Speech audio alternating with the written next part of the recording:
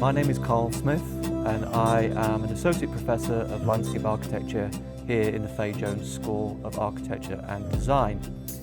And this morning I'm going to be drawing a box. And there's a couple of ways of thinking about this. On the surface, it's a very simple exercise. It's a very simple shape to draw.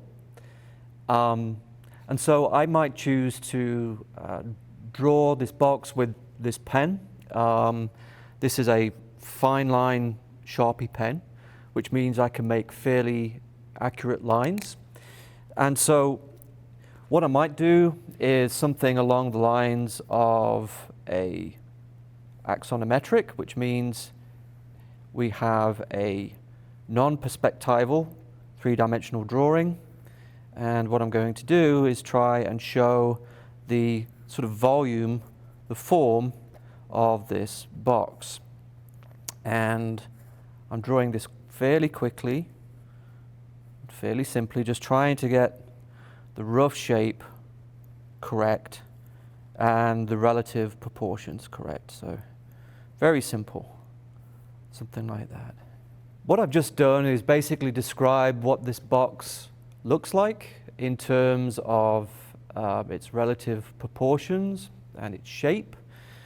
But that really only tells us so much about the object or the thing that I'm drawing. And while the accuracy and the level of communication in that kind of drawing are fairly important when you're a designer, because you want to convey the physical reality of something. That's not all we do in design. When we draw something, we also try and understand and relay something that goes beyond the physical reality of whatever it is that we're drawing. So this box actually is more than a cardboard box from my perspective, because I actually bought it from home. And what I know about this, that the other people that have drawn it maybe don't know, is that this is a creative work in progress. So my stepdaughters are trying to create a new home for their dolls out of this cardboard box. And so it's covered in sticky tape and felt tip marker pens, marks and coloring in. And so this box, to me, personifies something more than just a receptacle to hold things. It's a piece of creative work that speaks to the creative potential of two small children. And in that way, what we're looking at here is a continuation of the narrative, the story of what we see in this whole room around us, which this is a place of creativity. It's a place of drawing. It's a place of play to a degree. And so there's a lot of ancillary meaning, and there's a lot of associations with this box that actually mean quite a lot. So how would I draw something that conveys those kind of additional thoughts and meanings? Well, if I wanted to, I could take a completely abstract view. And that gets us into a situation where you're drawing something like creativity, or you're drawing the potential of childhood. How do you draw something like that? How do you draw something that goes beyond a tangible physical thing? And that's where it gets really, really difficult. You know, how do you draw how you feel about something? And arguably, whether you can convey that gesturally through the marks that you make on the page, through the drawing, is largely irrelevant, because the fact that you are thinking about what these additional things are, and the fact that you are, in thinking about that, actually directing gestures and marks of drawing is the main thing in and of itself, because what you're creating is, in effect, a sort of aide-memoire of how you feel about a particular thing that helps you remember those things and helps you convey them to other people. So why is this important for designers? Well, it's important because the physical world around us, the things that we are charged with changing sometimes, but also conserving, maintaining and managing, aren't just physical things. They are landscapes and buildings and rooms and spaces that actually encapsulate and embody how communities feel, how individuals feel about certain things. And those things are extremely important. They are as important in conveying the importance of that object, that landscape, as the tangible physical aspects of it itself. So what I'm going to try and do then is draw this sense of creativity and potential that's embodied in this box. And rather than the pen, which I use to draw the dimensions of the box, I'm going to use a completely different medium, and this is charcoal. This is willow charcoal. And the reason I'm going to use this is because it's a very messy, very imprecise and inaccurate material.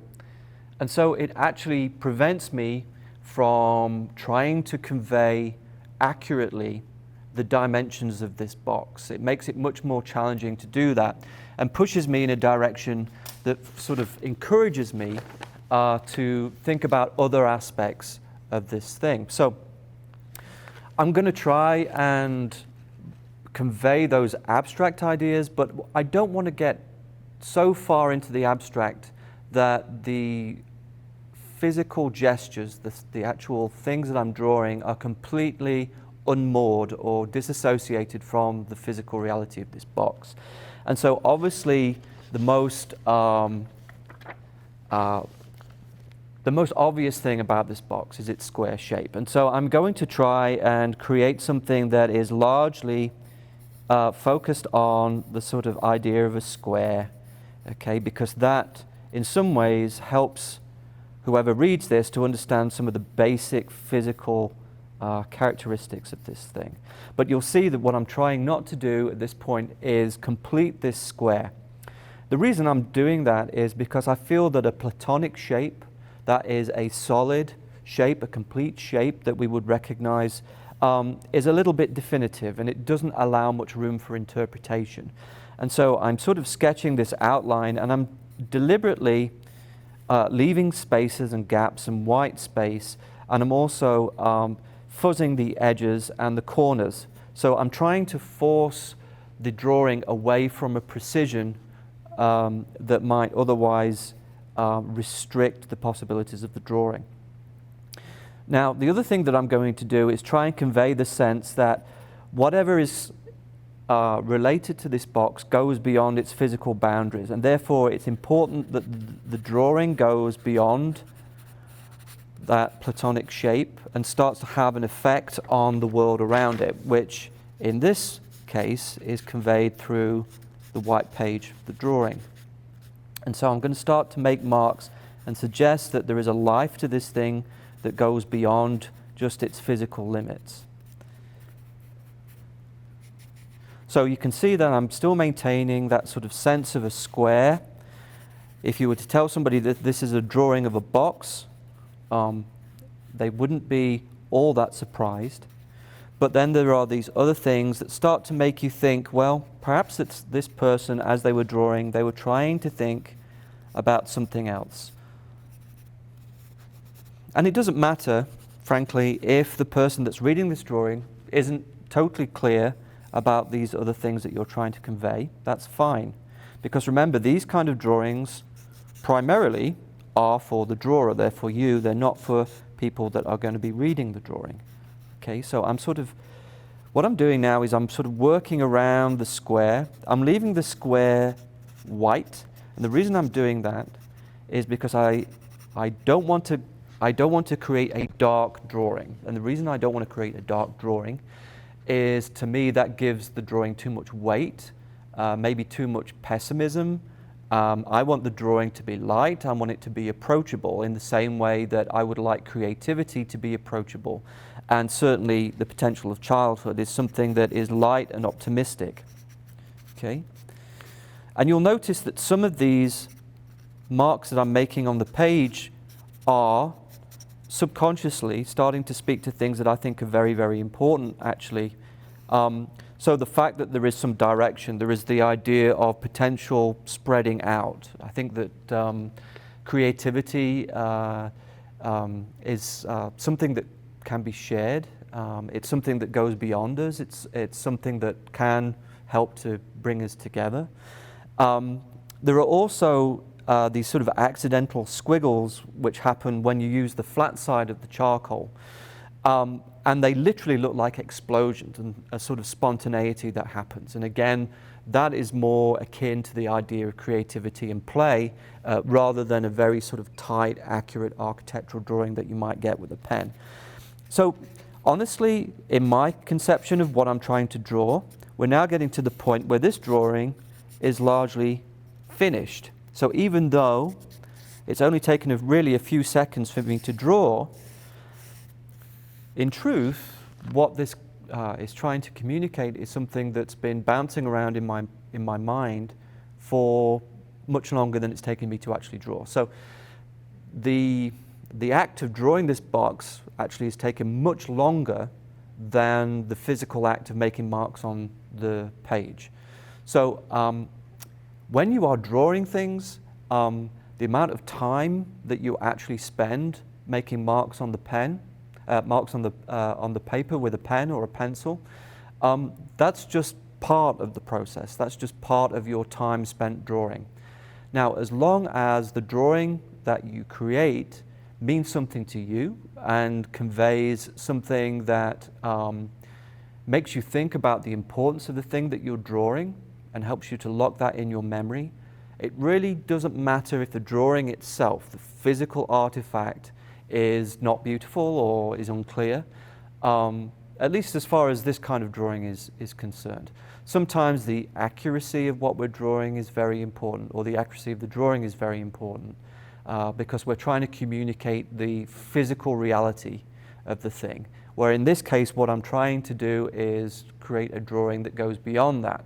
And so it really doesn't matter that this drawing is very messy and very unclear, because to me, this kind of locks down on a page my thinking and my thoughts about this particular object. What I have in front of me are some pages from my sketchbooks and also drawings that I've created sometimes for teaching purposes and sometimes for my own design practice. The first two that you see here, the one on the left is two very quick drawings, and when I say quick I mean literally 30-45 seconds, something like that. And those two drawings on the left there are paired because to me they are a study in contrast. So you have on the left a very quick gestural sketch done with a very cheap pen in a regular sketchbook, very cheap, not at all precious, which allows me to draw without any of the sort of obligations of creating a piece of artwork. So there we have a view down the street just outside the Piazza Navona in Rome, and it was such an amazing view there with the Duomo sort of terminating that view down the street, and it was really something that I didn't want to take a photograph of because it's something that I really wanted to remember. But then on the right hand side we have a plan view, so we're looking down into a courtyard, and this was a space I actually entered just after leaving this busy street scene, and in this case it's really a study of quiet and enclosure, whereas the previous drawing it was a hustle and bustle of a street scene, and really the appreciation of this part of Rome in two different ways. The one on the left is more about the hubbub of a city, it's about a skyline, it's about the aggregation of buildings coming together to form a city, whereas the one on the right is more about being in an architectural space that's quiet, and you can think about what the designer was intending, and you can reflect on that, and you have more time, you you have more repose in that space. But you know, the drawing is still very, very quick and very, very gestural. It didn't need to be, to capture what I wanted to capture, it didn't need to be a long sketch or a long drawing. I wanted to include these two as a pair because it shows you the different effects you can create using different media. So again, on the right, we have a very quick, very gestural, architectural drawing. So here it's the focus on the craft of creating a fantastic and beautiful interior. This is Agnes in Agone in Rome. This beautiful Baroque church just off the Piazza Navona. Again, this was something that I wanted to capture because I was fascinated by these layers of articulation in the going into the sort of into the walls, almost into the partie of the building, and the fantastic light coming through the window. But I had 30 seconds to draw it because the group had left. And again, when you're in a group of people, the mode in which you move is different to how it would be if you were traveling on your own. You know, I suppose that speaks to the importance of being able to capture something quickly. If you look at this drawing in detail, it's very, very messy. It's very, very inaccurate.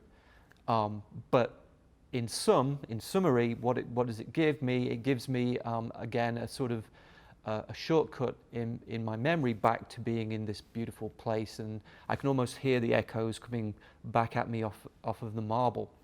The one on the left has some similarities in terms of technique. If you look at it, the drawing is very, very gestural and very rough. For example, if you wanted to look at the vegetation, particularly the foliage in the tree canopy there, it's just a series of squiggles and lines. So really, it's the impact of the drawing as a whole, rather than being able to pick up individual, very clear and precise detailing. But one of the benefits of using pencil as opposed to pen is it does give you, I think, a broader range of tone, and therefore does allow you to particularly create a sense of foreground, middle ground, and background, which is always helpful in a drawing in terms of drawing the reader into the space. And of course, whereas if you were drawing a portrait, that might not be quite so important. If you're drawing a room, or in this case, if you're drawing a landscape, you want to place the reader in the world that you're drawing. And so I think that there are some advantages to using pencil there. But on the other hand, it doesn't necessarily mean that you have to be a lot more precise in the drawing. These two drawings are of the same broader landscape, obviously very different locations.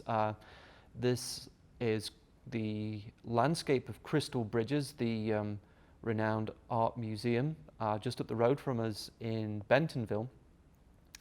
And the drawing on the right is what you might call a sort of photoreal or a highly worked drawing that is meant to almost do the same kind of job that a photograph might do, in that it's meant to convey something realistic about the space. There are some moments where I've deviated from that line of photorealism. For example, I didn't want to render the people because I didn't want the drawing to become about those points of detail. I wanted it to be more about the greenery, the verdancy of that particular space, which I think is one of the great assets of this museum. The one on the left was drawn probably 3 or 4 months later than the one on the right. By this point, the trees had lost their foliage. The light conditions were completely different. So rather than that nice bright blue sky and high sun, we have much lower light. Burnt orange was the predominant color I recall in that drawing. And what I found really fascinating here was how much the sky and the ground were reflecting one another, both in terms of the colors, but also the kind of the textural qualities of a sky which is punctuated by these bare trees, and then on the ground you have this rich sort of layering of textures and lines because of the fallen leaves. So we have sort of two very, very different drawings in terms of the season that they're trying to convey, even if geographically they're quite similar. In terms of technique as well, you can see a very, very different approach to colour. So on the right, trying to blend colour to try and again convey a sense of foreground, middle ground and background. More or less, most of the colours here are blended rather than leaving them standing sort of stark against each other. So there was really no attempt to particularly make one thing pop more than the other. But then on the left, there is just enough colour applied to that drawing to convey what was important. There was no point in continuing to render that because it was really the richness of that orange and that amber and that that rich ochre. And so it just needed enough to convey that, and anything more than that would have been, frankly, a waste of time. So it wasn't required. Okay, so I guess these drawings are more akin to what many of you might be thinking about when you think about the kind of drawings that are created by a professional architect or landscape architect or interior designer. And so in some ways, I have to say, looking back at these drawings, these are the least interesting kind of drawings that I do. Quite frankly, the sort of picturesque quality of the drawings are kind of secondary importance here. I think that these drawings gave me the ability to be in one place observing something, on the left a landscape vignette and on the right an architectural vignette in a great deal of detail. So I had to be there for a long time in order to do these drawings. These drawings are created out in the field. These are not drawings that are done in a studio. And so if I make the commitment to create a drawing that closely resembles the thing that I'm drawing, it requires me to use a full range of pencils. Probably the darkest pencil I would use would be a 4B. I generally don't use anything darker than that, and nothing really harder than a 4H. But nevertheless, that's 4 or 5 pencils that I needed to use, and they needed to be applied in layers so that I can get the effect that I want. And so it requires me to be in a place for a significant amount of time. I'm guessing that the one on the right probably took 2 hours, the one on the left probably took about 6 hours. Having spent such a lot of time in these places observing so intently, the greatest thing that these drawings give me is this sense of what it felt to be like in these places. These drawings are really about trying to convey the weight of things and the texture of things, something beyond the sort of the visual sense of what I'm drawing. So on the left we see, I guess, something that probably most people wouldn't draw very often, which is wood, which is fallen and is rotting into the ground, and it's being overtaken by ivy and vinca, and you can see that there are these little stands of sumac or sycamore that are growing up through the dead trees. So really, that's a drawing that's all about renewal, and it's all about, I guess, optimism. So even though the drawing itself is a visual artifact, it's quite dark, I wouldn't say it's oppressive, but it's certainly very detailed, it's quite a lot to take in. To me, the message of this drawing is actually quite an optimistic one. And also, I think, conveys that sense of beauty that most of us, myself included, most of the time are completely blind to. Now, the one on the right is something quite different because it's really focusing on architecture. And here again we have Frank Lloyd Wright's Bachman Wilson House, which was relocated to Arkansas from New Jersey. Now, when you hear that story, you think about this building as being almost like an object that can be moved from one place to another, a bit like I don't know, a commodity of some description. And when you actually see the building, because of Wright's architecture, is so it's so horizontal and it's so close to the ground in some ways. It almost gives the building a kind of a weight and a sort of a kind of presence about it, which I thought was really built up with or really sort of chimed with the way that the landscape was designed, where again we have these big voluminous sort of textures in the landscape. So to me that was that drawing was about the weight of that building and the fact that the landscape had been designed to really reflect that that character in the building. At the same time, you know, I do admire the way that the museum have designed the landscape around that building. It's not trying to fight the building. It's not trying to shout at the building. It's letting the building breathe, whilst at the same time it's not completely submissive to it.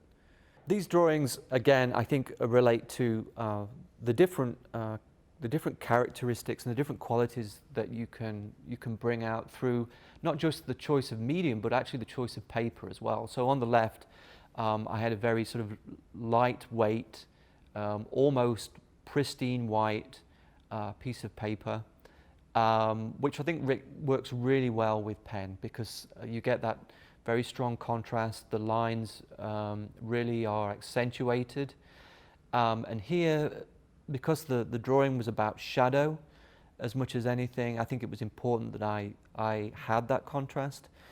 Then on the right you have a much heavier paper. The lines are obviously created in pencil, and so there's a lot less contrast there. But at the same time, it did allow me to use other techniques, working with my fingers to smudge the lines and trying to create or sort of accentuate the messiness and the complexity of this vegetation.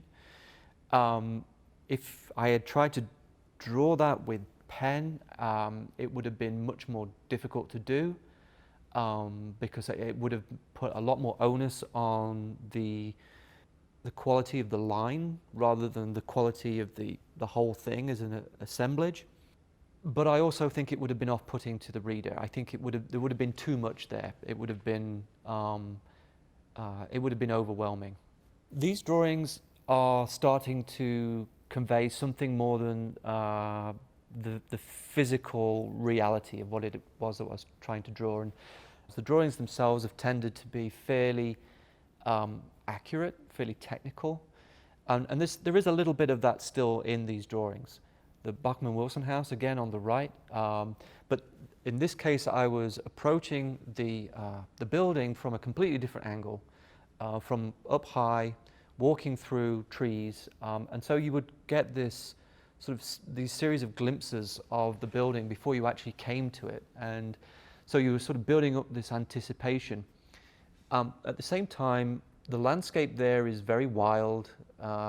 It's just a stand of trees. It's not a lawn. It's not a garden.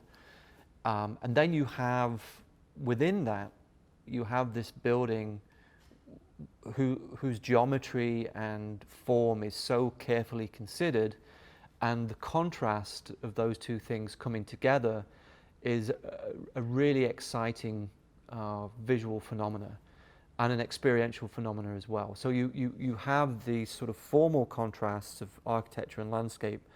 At the same time, you have this sense of anticipation that you're coming up upon something of great architectural value. On the left, we have, again, a drawing that is trying to convey both a sort of physical reality, in this case, a study of bark, tree bark.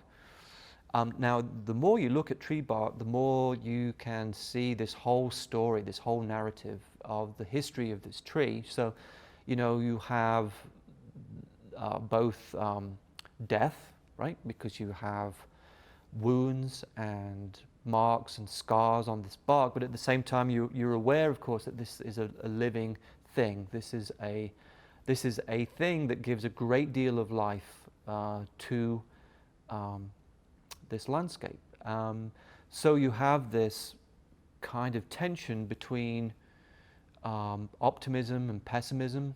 And then at the same time, if you think about the woodland as a whole, depending on the light conditions and depending on where you're standing, woodlands can be very inviting and full of light, dappled light, bird song. At the same time, you know, there is a rich tradition of people finding forests to be quite a scary place, quite oppressive, not necessarily where you're safe.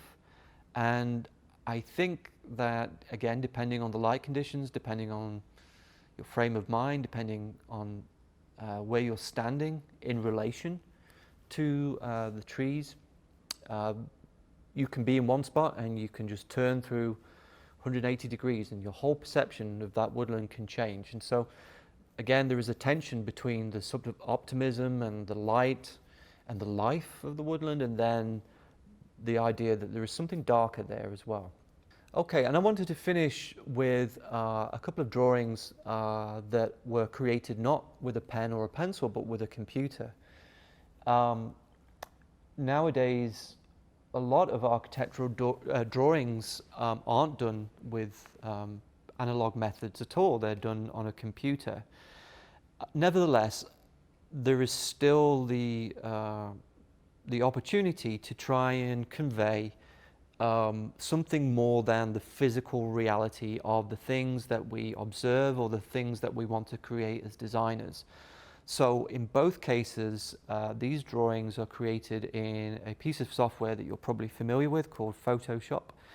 And they are starting points for two design projects working as a designer rather than as a teacher.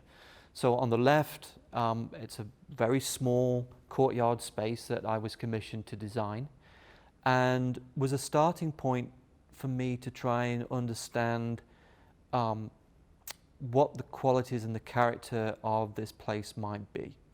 And to me, the most important things were A, the geography of where this location was, and B, what is the character of the people that I'm designing for, and trying to think of ways that those two things come together. And then on the right, we have a much larger site. So as a landscape architect, I can deal with sort of small courtyard spaces on one hand. On the right there, I was commissioned to design a new town over 180 acres.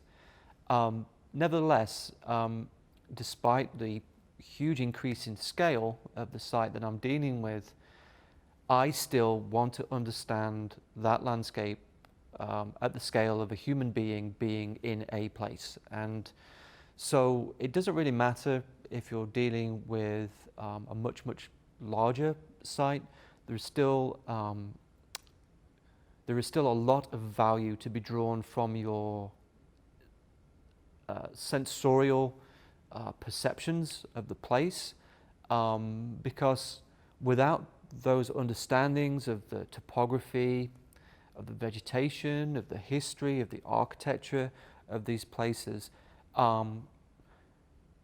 you have carte blanche to do whatever you want, wherever you want to do it. And the problem with that is that there are certain capacities, there are certain potentials related to each place on the map of the world.